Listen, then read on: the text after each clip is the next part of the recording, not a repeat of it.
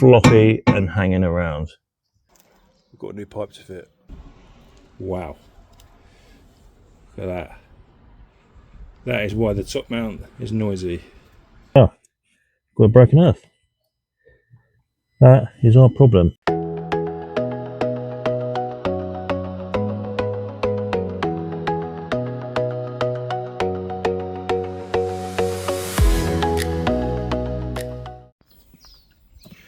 I can see there's a load of fluid all under there. So I think we should start by just moving some bits out of the way. There's plastics. Just gain access, and there's no more accesses there. So, because this is an AMG, they're really low, and the jacking point's at the front. I can't get my jack under it, so I'm going to go with any jack.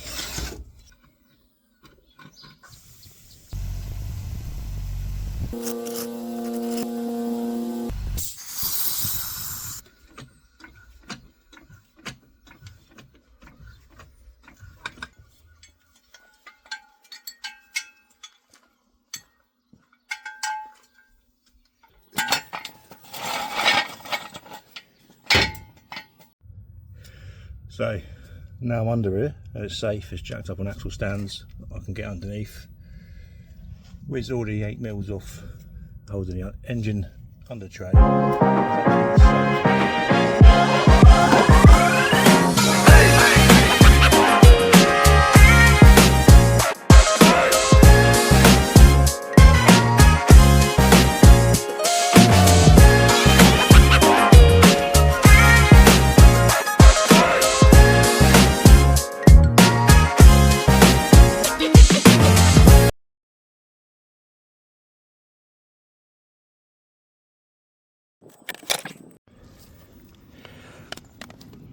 She's tight.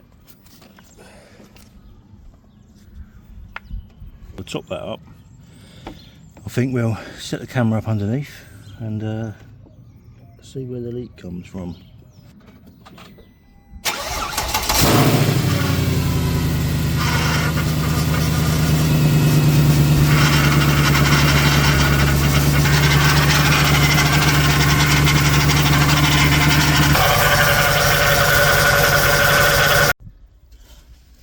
The only rubbish part now is you've got to try and find a part number for that hose, and hoping that we can get it separately.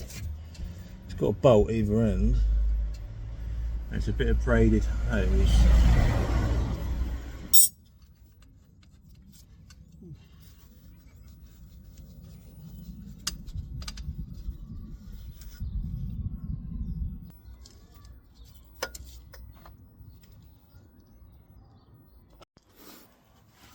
So that is the offending article. Customer's got a new line made up. Rather than replacing all the power steering pipes, dropping the subframe, steering rack, etc., we've got a new pipe to fit. Don't know why.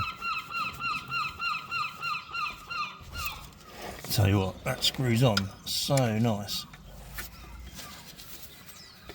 The fitting's absolutely perfect for it. So just grab that, a pair of mole whips to hold it, trying to make sure that the pipe doesn't move. And I'll just tighten this up.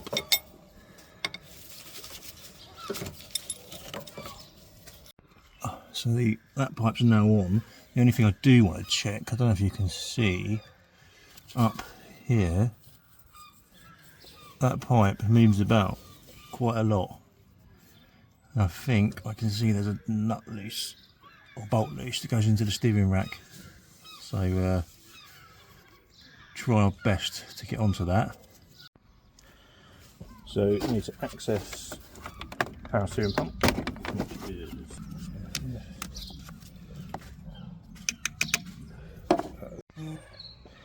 now we've got the world's most expensive power steering fluid.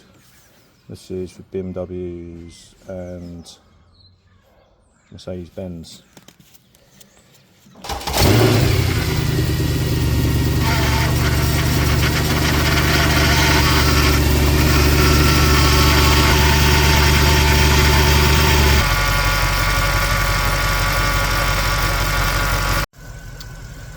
So listen to that, it sounds like it's a Survivor. The pump has gone down the noise. There's no leaks so far. So I think the customer might be right on this one. We'll bleed his steering up, check the fluids, and hopefully we'll feel good. The second job we've got in this morning is a 2018 or 2019 Ford Transit Connect. Doesn't start. This job is for another mechanic. They've had a look at it. I think it originally had a problem with the alternator not charging, and since during a diagnostic process, somehow the van just decided not to start.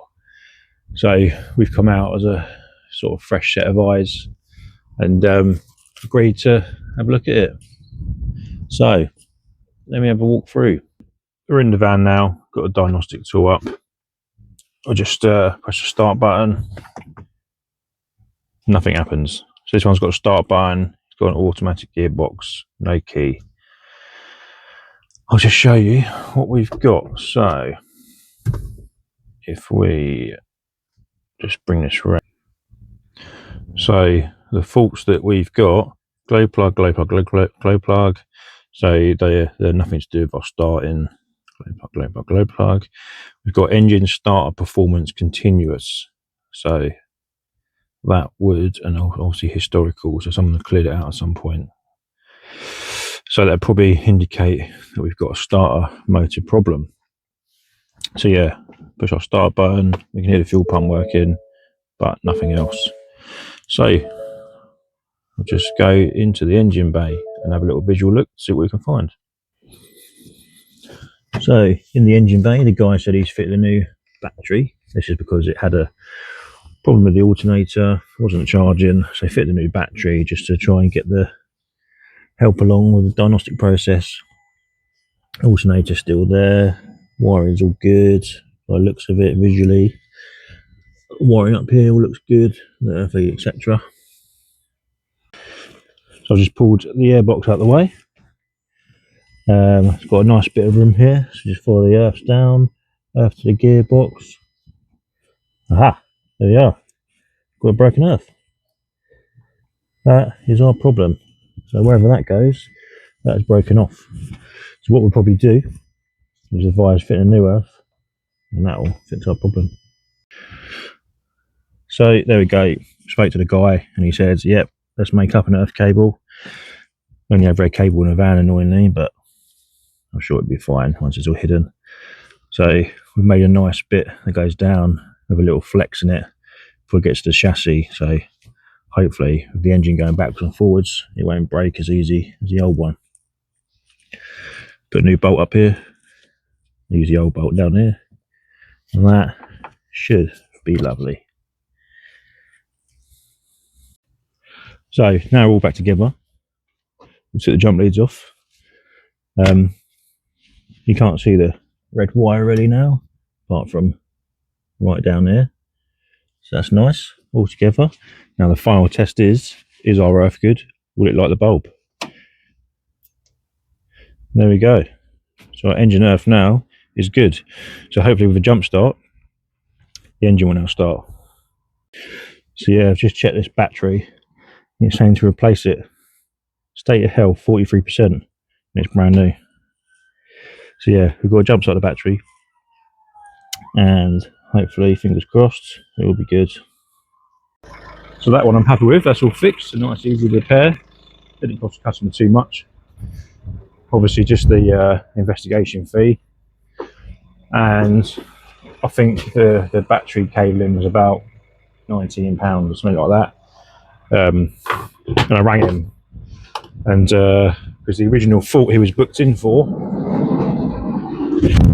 was to replace the alternator because of the charging fault, and I think, well, I'm pretty certain that the broken earth wire was the reason it wasn't charging. So he can take his £400 alternator back now, saved him a bit of money. We'll pack the van up, send him a little invoice, and be on our way. But that's another one fixed. We've got a little Citroen C1, do a little bit of welding repair. The rear exhaust box has fallen off, and yeah, we're just going to weld it back up for him. Nice little repair, save replacing the whole exhaust. So we'll start off by just running the extension lead out to the car.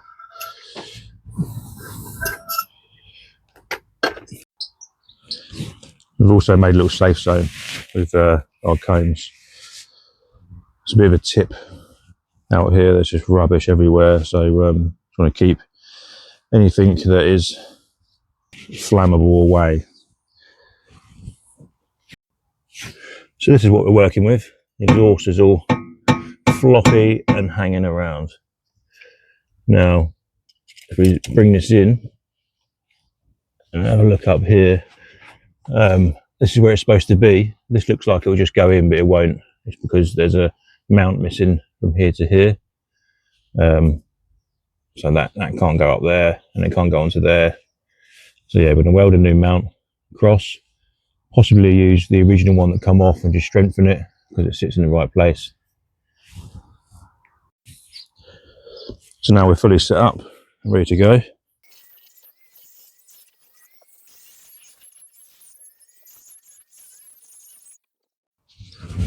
So yeah, it's not the best, but I hopefully cleaned it up as much as possible to get a good weld. Put that in there. We'll tack that in place.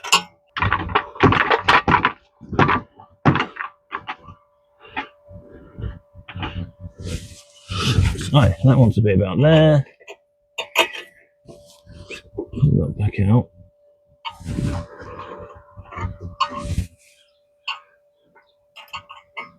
And then, yeah, so I think we'll tack that in place.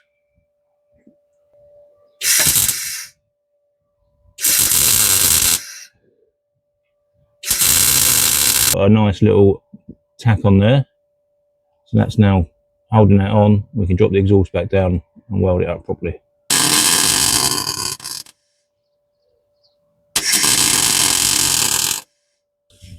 So yeah, nice little repair there. I thought it might need some strengthening up, but I've turned the wire speed up a little bit and got a good weld around it. So yeah, no, it's not going anywhere.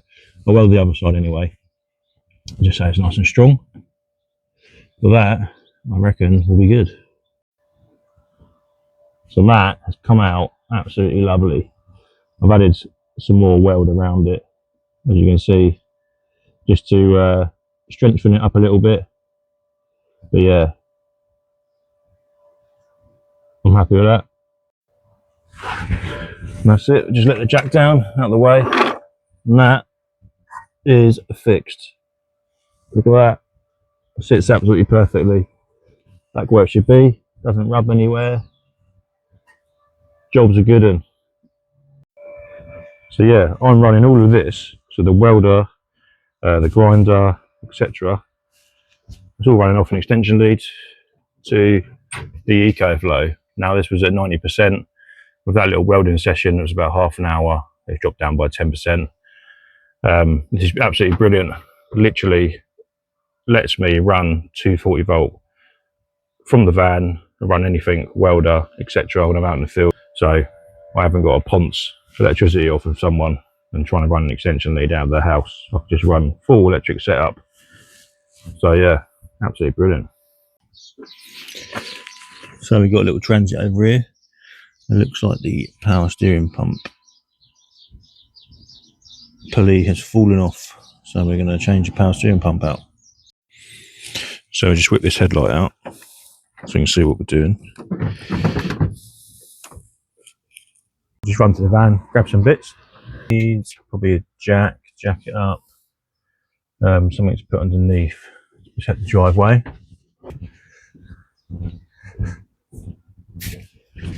I'll lay this out on the drive.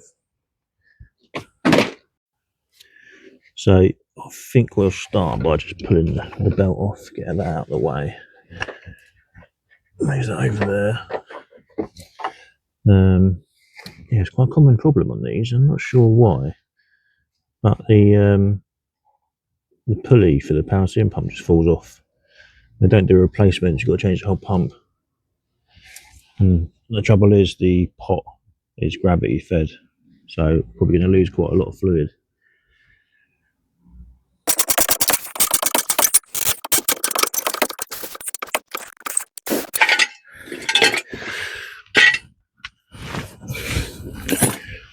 I'm sure these vans get heavier and heavier.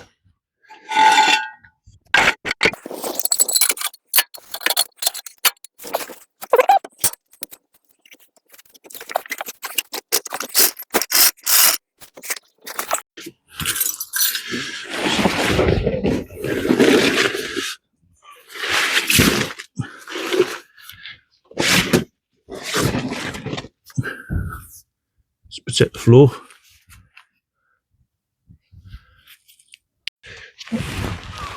So I think what we'd do is get this off. So we want a couple of 10 mils.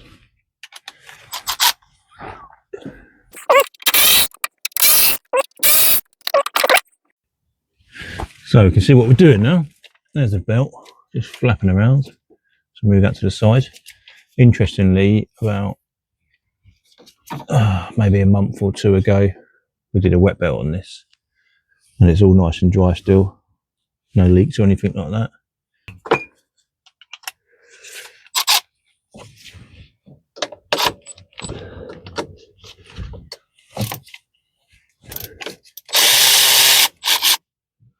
That's one.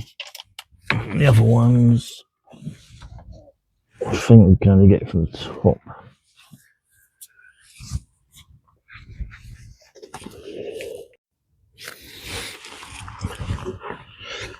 Right, I've got a jug under here. Try and catch something, if anything. So we will go with, what size is that?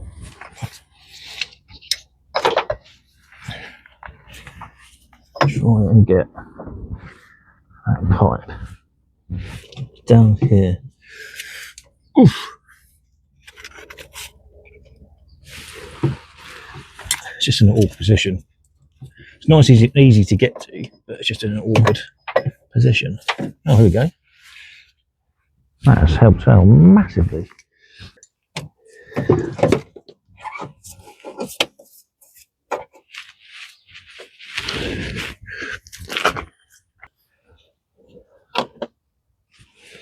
So I've managed to pull the whole thing down, which is excellent. Really want to get the pump the reservoir lower than the pump. So we'll bring that up a bit.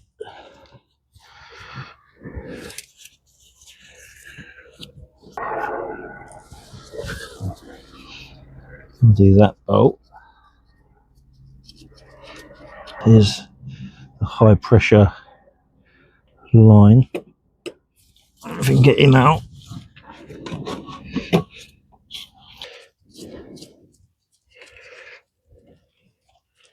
Pull him out.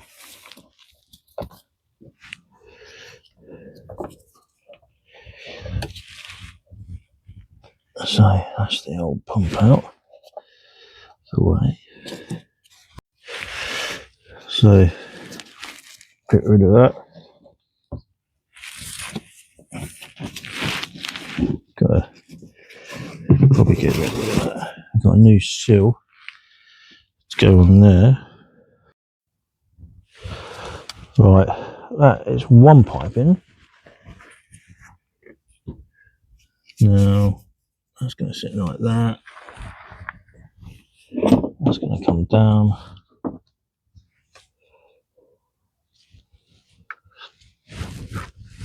So you don't get these seals on that side then, do you?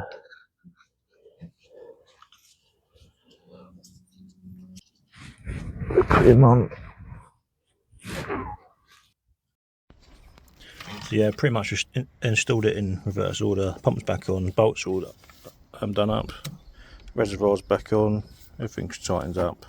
You've got to box it up underneath and then top this up, don't bleed it out. Varno van is for a fleet customer, so we can't do much filming on the car. I don't like pictures or anything like that, but that's fine.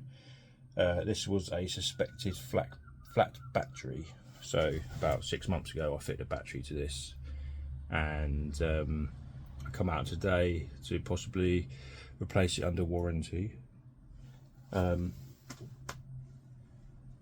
it's not the battery, it's not charging. So I carried out a system scan, and in the top right corner shows the voltage of the vehicle. It was showing at like 10-11 volts, so it wasn't charging. So I've done a quick diagnostic check and checked the wiring etc to the alternator, and it's showing that the alternator's failed. So that's fine. So Euro Car Parts couldn't find me an alternator, so lucky enough GSF around the corner. Don't really use them, maybe I should, because got me an alternator straight away, good price, and that's good for the customer. So let's get it fitted. So this is where I've got to. I've already got the alternator out. Had to loosen the aircon pump to get it out because it's in that corner there. Looks like there's a bit of an oil leak at the top, but it's missing the alternator luckily. Yeah, not too bad to do, not too bad to get out these.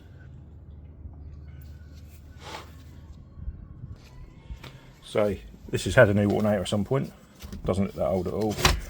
I can't see any markings on there whatsoever to show what the make is, so I think it's just a really cheap alternator. I mean, you can probably tell by the sticker on the edge.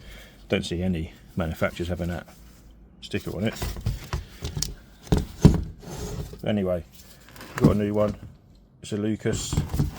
These are generally remanufactured, genuine items, so I know that it's going to fit. Check the freewheeling pulley, all good. Freewheeling pulley on this side, it's pretty knackered. So I'll bosh this in. Fingers crossed, that'll fix it. It's a very tight gap to get through. Without damaging any electrical connectors on the back of the alternator. Should just get that up.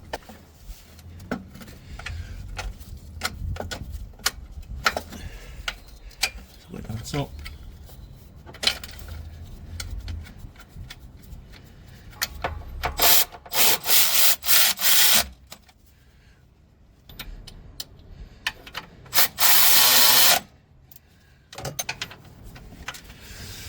I do like it when the alternators are easy to get in and out. Some vehicles you've got to take so much off to get them out, and they look like they're nice and simple to do, but they're not, because some of them, like Peugeots and Fords, you can unbolt the alternator but they just won't come out of the hole that they're in. And then some of them, like the aircon pump here, which you had to remove to get that out, they don't have this bracket, they just go straight into the sump. And because this is alley and the bolts are steel, you get a chemical reaction and they seize up and end up snapping and causing a world of pain. One there.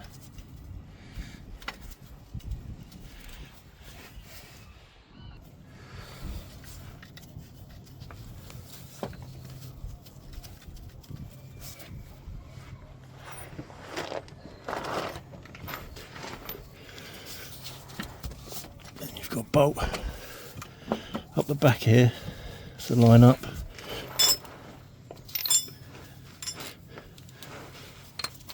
Which we'll use the Milwaukee ratchet to get started.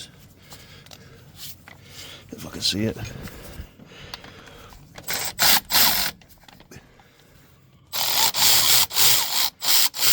Get that one started.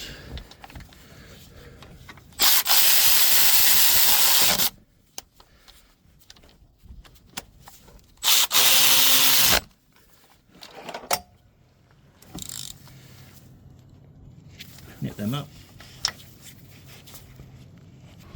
So that is the alternator mostly in place. We've got some electrical connections at the back with these little bits here. So you've got one that clips in there, and you've got one at the back which you have to do by feel.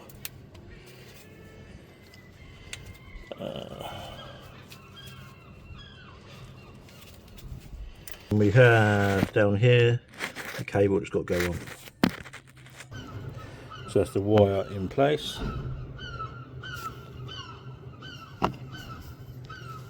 And we've just got a little cap to put on top. Got an idler to bolt on, because that covers the alternator, so you've got to take that off.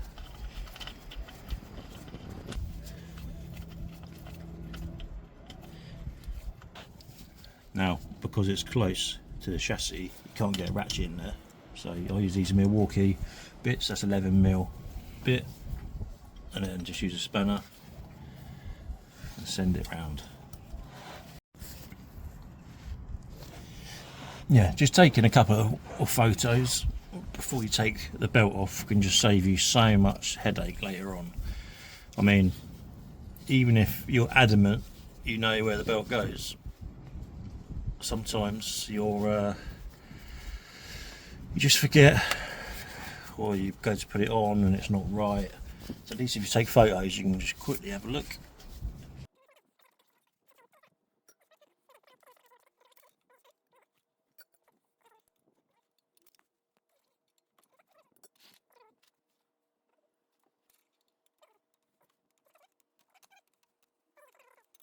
Is now on. So before I box anything up, I'm going to check it charges. But yeah, that's it there. All nice and jobbed. So looks like we've got two faults. Got ABS ESP light and ABS unavailable. Now this is a bit of a weird one, because the even though it's a fleet customer, on the job it just said lights on dash, vehicle cut out, been recovered to site. So obviously I've looked at it and the alternator's failed, which would correspond with the vehicle cutting out, because the battery has just gone low and yeah, nothing's being supplied. But now it's all up and running, I can see we've got this ABS fault. So I assume the ABS fault was there before, and the driver has just sort of joined the two issues together and said they happened at the same time. I can only assume. But anyway, got engine ECU can fault. Now it's just because the ABS has got a fault, and we've got two wheel speed sensor faults. Now either the driver's very unlucky and he's got two sensors down, or this is a wiring fault, and I would say it's a wiring fault. So we'll get under and we'll have a look. So we've got some twisted pairs that are broken. We've got 3 wires there, 2 wires there, another 2 wires. So hopefully they'll all be colour coded so we can do a little repair on them.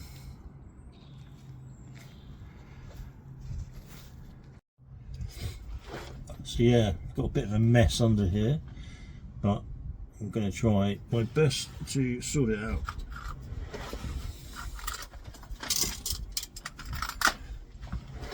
So I'll go with the easiest one first, and that'll be that red, because it's on its own. So I'll cut off a bit, and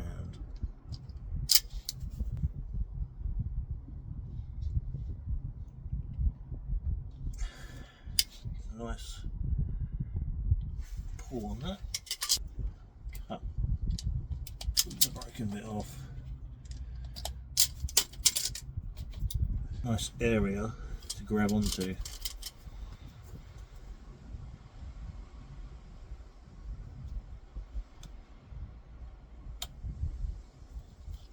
we move these ones out of the way. And then keep that heat shrink up.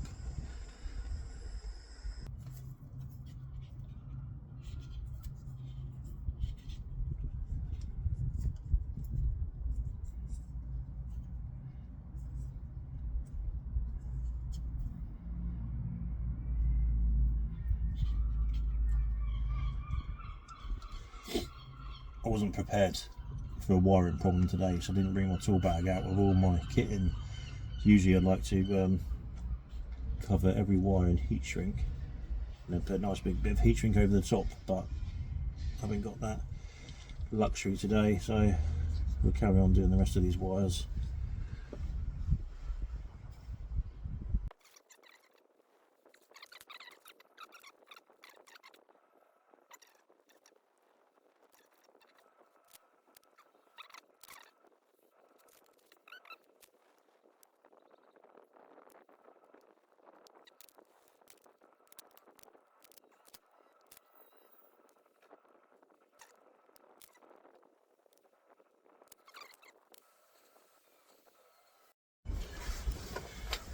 So the weather's changed a bit. It's windy, it's cold, it's horrible. Yesterday was lovely. I'm just wearing a t-shirt, look at me now. Horrendous. But anyway, first job this morning is a Volvo V60. The customer has tried to change the top mount themselves. Couldn't get the strut out. So put it back together and called us out to come and do the job. So we're going to crack on with that now. I think it's just a noisy top mount. So we'll crack on with that. So I've already started doing the job. Took the caliper off, drive shaft bolt out, it's just a 13mm and 18mm holding the caliper on. It's just up here, and we'll probably cable tie it up somewhere. Anti-roll bar links off. I don't like touching these. The reason being, there's not a nut on the other side. It just goes into the shock. Sorry, it just goes into the hub, which is over here. Just get a torch in there. Where is it? Yeah, it just goes into the hub. And what can usually happen is you undo it and it pulls the threads out of the hub. Sorry, the steering knuckle. And then you end up needing a new steering knuckle. So I take the whole lot off together. Just don't touch it, unless you've got to change the shock absorber, of course. I don't touch that at all. But yeah, it's quite nice. We're not roadside today. We're on a site where the customer works. So I just want to get this nut off, which is a 21mm. Obviously already undone it. Corroded, even though I did clean it up as much as I could. That's off. Just pop that down there.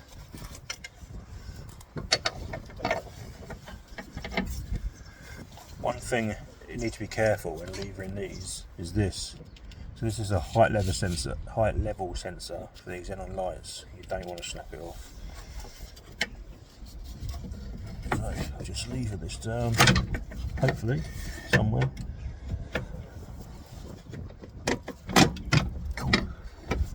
Tight one.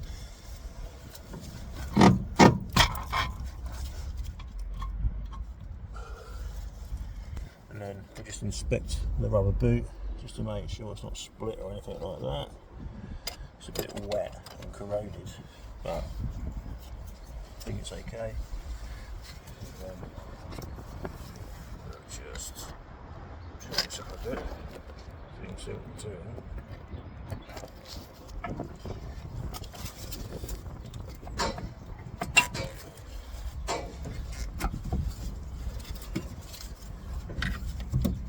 That to the side. We've got steering knuckle to take off.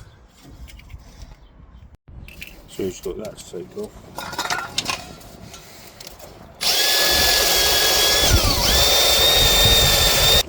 Looks like someone's had trouble with this already. It's got a bit of damage on the nut, not sure why. maybe someone tried hitting this and slipped off and hit it. But the threads look alright, so hopefully that'll come off fine. So, bit of lube. I also noticed the gaiter on this. There's got some damage from where it looks like someone's hit it or something.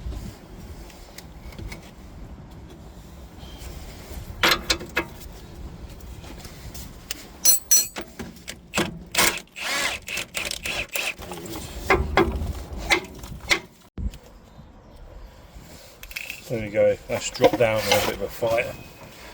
See, the gate is not in very good condition. On some steering.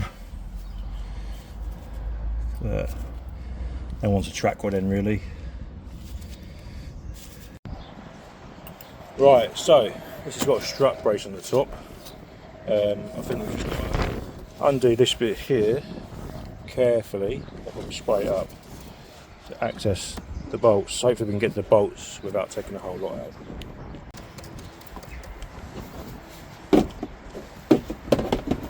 Because I can just see this breaking really easily, which we don't want to do. Just get a little screwdriver in there and just pop straight out. Look at that. So we are left with one bolt here, and one bolt annoyingly under here. But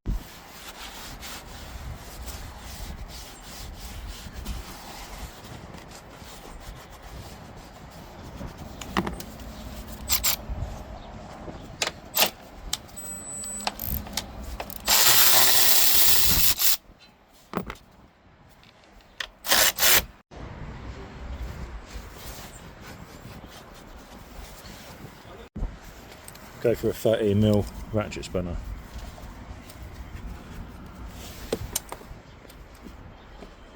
Underneath.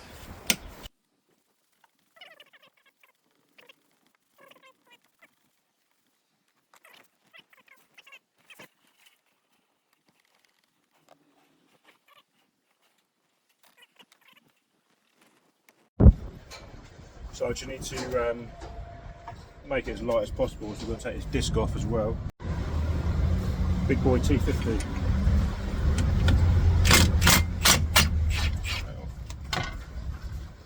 Cool. Don't want to change it anyway, doesn't it? Stay at that.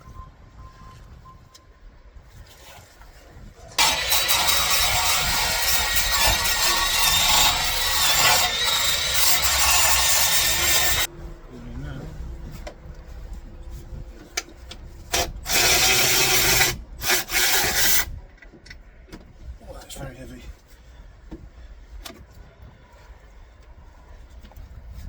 There we go. So, any time to get back in the van is a good time because we're not in the wind and the horrible weather. We'll find some cups that fit this. They fit perfect. So build this up.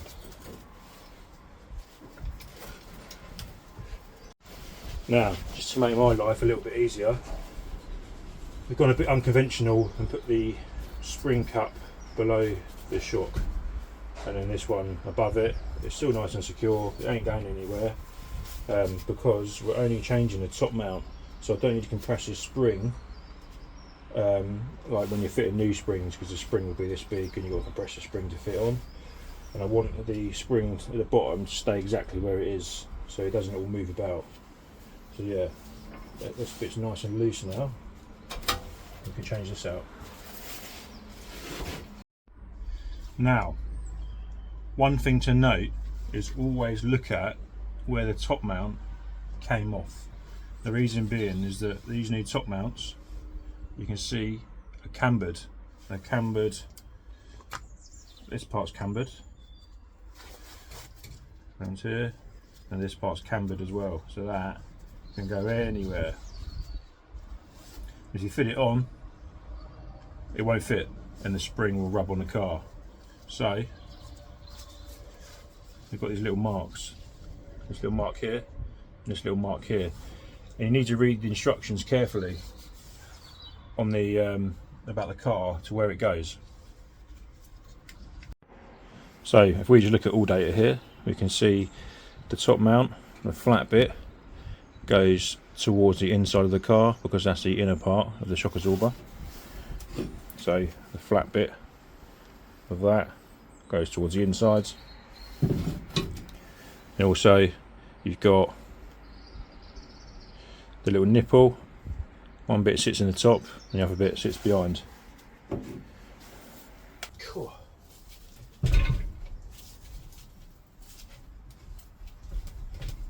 Christ, that is seized on there. Look at the state of that. Rotten. So that's one part. And that is the bearing.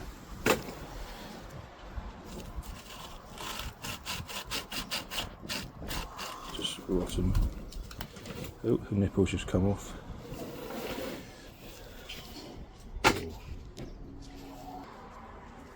You see the two nipples line up together. And oh, that is nasty. I wonder if you can get that open and have a look.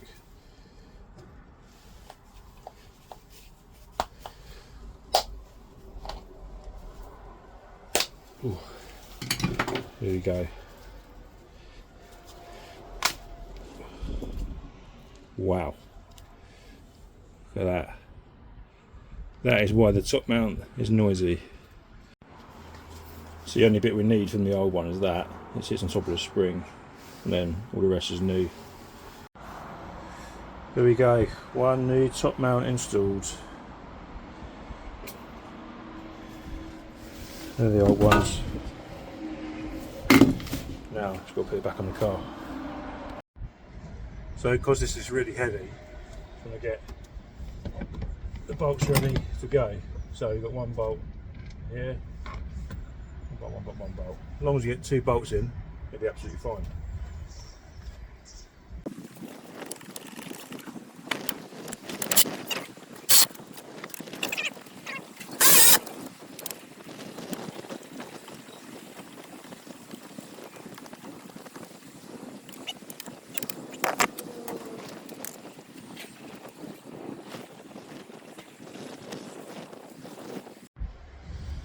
So it's just a case now of building it all back up.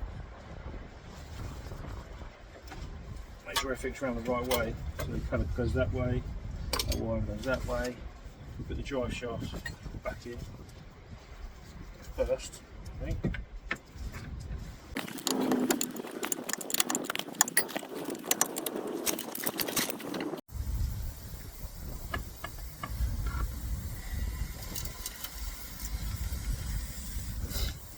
Now because this bottom board joint's on a taper, when you try and do it up, it just spins.